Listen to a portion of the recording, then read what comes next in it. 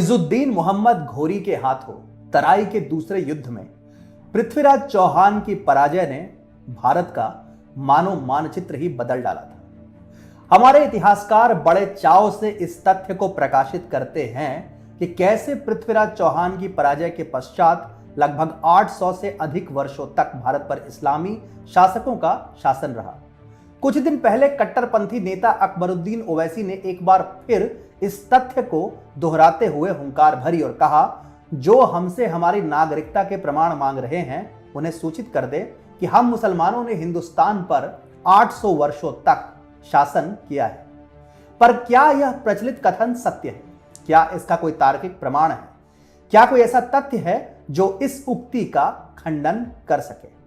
नमस्कार, मैं हूं अतुल मिश्रा और अनटोल्ड हिस्ट्री के इस अंक में आज मैं आपके समक्ष ला रहा हूं एक सत्य जिसे हम भारतीयों से वर्षों तक छुपाया गया। जिस 800 वर्ष के शासन के आधार पर अकबरुद्दीन ओवैसी जैसे इस्लामिस्ट नेता दंभ भरते हैं, वास्तविक रूप में वह शासन न तो निरंतर था और न ही संपूर्ण। आज के अंक में मैं तथ्यों और साक्ष्यों से इस बात को सिद्ध करूंगा कि इस्लामी शासन 800 वर्ष तो छोड़िए, निरंतर 300 वर्ष भी नहीं चला था। सत्य तो यह है कि भारतवर्ष ने असंख्य आक्रमण झेले, अनगिनत आक्रांताओं के अत्याचार से भारत भूमि रक्त रंजित हुई, परंतु हमने हर बार उन आक्रांताओं को वीरोचित उत्तर दिया। सत्य कहें तो 1857 का स्वाधीनता संग्राम भारतवर्ष की स्वाधीनता के लिए प्रथम सशस्त्र संघर्ष नहीं था, अपितु कभी तुर्क सल्तनत से तो कभी मुगल साम्राज्य से स्वतंत्रता हेतु हमने असंख्य युद्ध लड़े हैं। सर्वप्रथम हम बात करते हैं तुर्क सल्तनत की, जिसकी स्थापना तराई के दूसरे युद्ध में मोहम्मद घोरी के विजयोपरांत हुई। वामपंथी इतिहासकारों की माने तो भारत पहले तुर्क सल्तनत के अधीन था और 1398 में भारत पर तैमूर के आक्रमण के पश्चात सत्ता पहले सैयद वंश के हाथों में गई और फिर अफगानी सुल्तानों के हाथ में गई। इसका अर्थ यह है कि तुर्क सल्तनत का संपूर्ण भारत पर 1192 से लेकर 1398 तक अर्थात संपूर्ण 206 वर्षों तक रहा था। परंतु जिस तथ्य पर इन्होंने ध्यान नहीं दिया अथवा जिस तथ्य को वे भारतीयों के समक्ष नहीं प्रस्तुत करना चाहते थे, वह यह था कि तुर्क सल्तनत तैमूर के आक्रमण से पहले भारत में नाम मात्र की शेष थी। मामलुक और खिलजी वंश के बाद तुगलक वंश के सुल्तान मोहम्मद बिन तुगलक ने शासन अपने हाथों में लिया तो उसका उद्देश्य भी वही था जो गजनवी के बाद सुल्तान महमूद, मोहम्मद घोरी, कुतुबुद्दीन ऐबक, गियासुद्दीन बलबन और अलाउद्दीन खिलजी जैसे आक्रांताओं का था, अर्थात संपूर्ण भारत पर इस्लाम का प्रभुत्व स्थापित करना। तुगलक उतना ही बर्बर और क्रूर था जितना उसके पूर्वज थे, परंतु वह अपने पूर्वजों की भांति परिपक्व और शांत स्वभाव का नहीं था।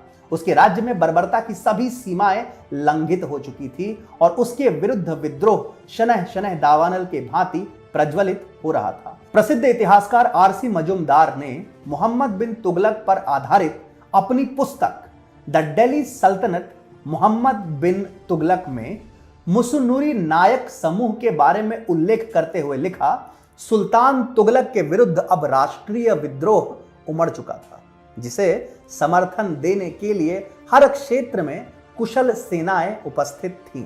फिर आया वर्ष 1336 और 1336 में तुर्क सल्तनत से स्वतंत्र होने हेतु भारत का पहला स्वाधीनता संग्राम लड़ा गया था। मोहम्मद बिन तुगलक के तुर्क साम्राज्य के अत्याचारों से लगभग हर भारतीय अब क्रोधित हो चुका था और विद्रोह की भावना हमारे मातृभूमि के कोने कोने में फैलने लगी थी। संपूर्ण राजपूताना को स्वतंत्र कराने हेतु मेवाड़ के प्रथम महाराणा हम्मीर सिंह सिसोदिया ने मोहम्मद बिन तुगलक को सिंगोली में एक भीषण युद्ध में न केवल पराजित किया अपितु संपूर्ण राजपूताना को स्वतंत्र भी कराया।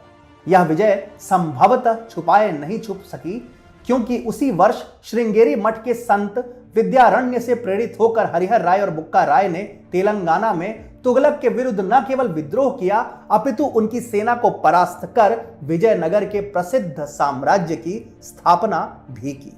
इतना ही नहीं, कर्नाटक में मुसुनुई कपाया नायक ने भी तुगलक के विरुद्ध विद्रोह किया, जिसमें सुल्तान का सेनापति मलिक मकबूल न केवल परास्त हुआ अपितु उसे दिल्ली भागने पर विवश होना पड़ा। यदि इन तथ्यों को ध्यान में रखें तो तुर्क सल्तनत का शासन केवल 144 वर्षों तक था, क्योंकि 1336 में इन पराजयों के कारण जिस तुर्क सल्तनत का साम्राज्य आज के तमिलनाडु में स्थित मदुरई नगर तक फैला हुआ था, उस तुर्क सल्तनत को तैमूर के आक्रमण से पूर्व केवल दिल्ली और उससे सटे हुए कुछ क्षेत्रों तक सिमटने में अधिक समय नहीं लगा। सैयद कहने को तो दिल्ली का शासक था, परंतु उसका साम्राज्य संपूर्ण भारत में कभी नहीं फैल पाया। इसी प्रकार अफगान शासक भी उत्तरी भारत में गंगा और यमुना नदी के तटों से सटे क्षेत्रों तक ही सिमट कर रह गए और अधिकांश भारत मुगलों के आगमन से पूर्व तक एक स्वतंत्र पर अनेक राज्यों में बटा हुआ एक देश था। हमारे वामपंथी इतिहासकारों द्वारा प्रकाशित एक और महान मूर्खतापूर्ण मिथक यह है कि अंग्रेजों के आगमन के पूर्व मुगल साम्राज्य ही देश में प्रमुख साम्राज्य था और उन्होंने 300 वर्षों से भी अधिक समय तक शासन किया था। यदि वामपंथी इतिहासकारों की माने तो मुगल साम्राज्य का शासन 1526 से 1857 तक लगभग 331 वर्षों तक था, परंतु इन छद्म इतिहासकारों ने संभवतः छत्रपति शिवाजी महाराज, गुरु गोविंद सिंह, राणा राज सिंह और वीर लाचित बोरफुकन जैसे वीर योद्धाओं का नाम भी नहीं सुना। यह सत्य है कि 1526 में पानीपत के प्रथम युद्ध में बाबर के विजय से भारत में मुगल साम्राज्य की नींव पड़ी थी और यह भी सत्य है कि मुगल साम्राज्य ने अकबर के नेतृत्व में लगभग संपूर्ण भारत को अपने अधीन कर लिया था। परंतु मुगल बादशाह औरंगजेब के उदय के साथ ही भारत में विदेशी आक्रांताओं के प्रति विद्रोह की भावना एक बार फिर जागृत हुई और औरंगजेब के सत्ता संभालते ही मुगल साम्राज्य के विरुद्ध भारत के इतिहास का दूसरा स्वाधीनता संग्राम प्रारंभ हुआ था। इस स्वाधीनता संग्राम का नेतृत्व देश के कोने कोने में शूरवीर योद्धाओं ने किया था। उत्तर में सिख समुदाय के 10वें गुरु गोविंद सिंह ने इस संग्राम का नेतृत्व किया था, तो वहीं पश्चिम में मेवाड़ के राणा राज सिंह और मारवाड़ के वीर योद्धा दुर्गादास राठौर ने मुगल विरोधी अभियान का नेतृत्व किया। पूर्व में यह दायित्व अहोम वंश के शूरवीर सेनापति लाचित बोरफुकन ने किया था, तो दक्षिण में मुगल साम्राज्य से स्वतंत्रता का दायित्व हिंदवी स्वराज्य के जनक और मराठा सम्राट छत्रपति शिवाजी महाराज ने किया था। चारों ओर से हुए इन आक्रमणों से औरंगजेब का आधिपत्य छिन्न भिन्न हो गया और उसकी मृत्यु के उपरांत मुगलों का संपूर्ण भारत पर प्रभुत्व स्थापित करने का स्वप्न मात्र स्वप्न ही रह गया। इसके बाद 1818 में तृतीय एंग्लो मराठा युद्ध में मराठा साम्राज्य की पराजय तक भारत विदेशी आक्रांताओं के शासन से मुक्त ही रहा था।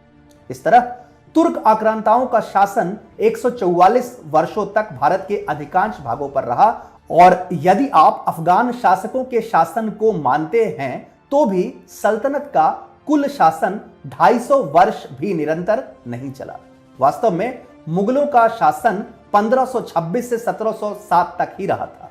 तो कुल मिलाकर इस्लामी शासकों का भारतवर्ष पर 800 वर्ष तो छोड़िए 450 वर्ष तक भी शासन नहीं था।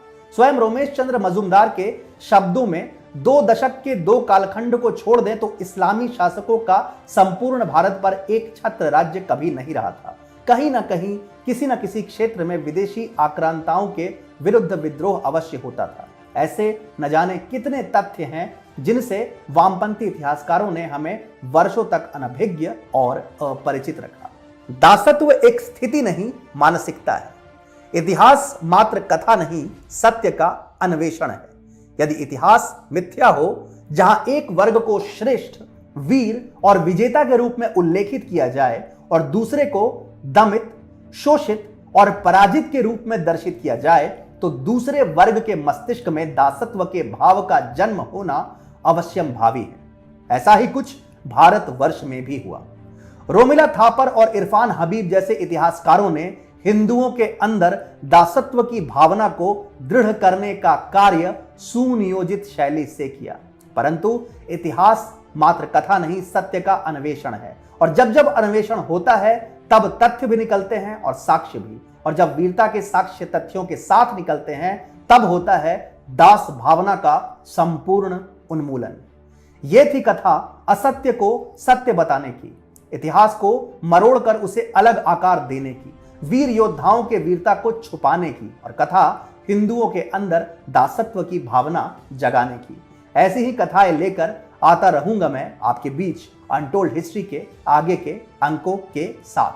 परंतु जाते जाते एक बात मैं आपसे अवश्य कहना चाहूंगा, आपका ध्यान मेरे परिधान की ओर अवश्य आकृष्ट हुआ होगा, और हो भी क्यों नहीं, क्योंकि मेरी टी शर्ट पर अंकित हैं स्वयं महाराणा प्रताप, जिन्होंने अकबर के गर्व को धूल धूसरित किया था। यदि आप इस टी शर्ट को या ऐसी ही अन्य टी शर्ट्स को और हुडीज को प्राप्त करना चाहते हैं तो हमारी वेबसाइट shop.tfipost.com पर अवश्य जा सकते हैं।